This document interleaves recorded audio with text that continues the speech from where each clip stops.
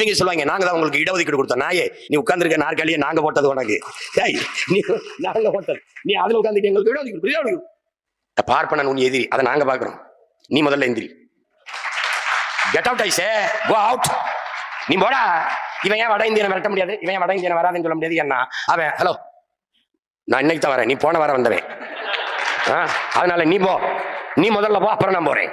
இந்த திராவிடர்கள் குழந்தைக்கு குயிலை காட்டி மயிலை காட்டி பாட்டு பாடி கதை சொல்லி நிலவை காட்டி சோறு ஊட்டுவது ஒரு விதம், திருட வருவான் பிடித்து கொடுத்து விடுவேன், பூச்சாண்டி வருவான் பிடித்து கொடுத்து விடுவேன், சாப்பிடு என்று மிரட்டி ஊட்டுவது ஒரு விதம்.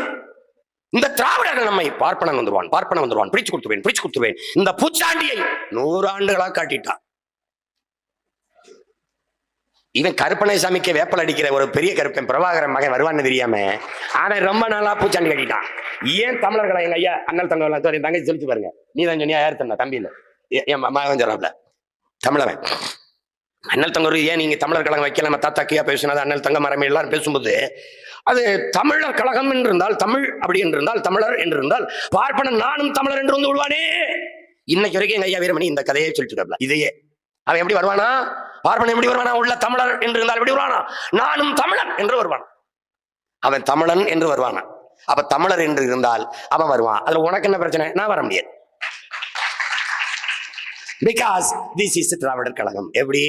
அதனால நாங்க புலவலன்னு புலந்து தள்ளுவோம். அது தமிழர் கழகம் இருந்தா தமிழன் அவன் வந்துருவான், நீ வர முடியாது. அதனால திராவிடன், தமிழும் திராவிடத்துக்குள்ள அடக்கம். ஏண்டா என் தாய்மொழியை தூக்கி திராவிடத்துக்குள்ள அடக்குவே நீ.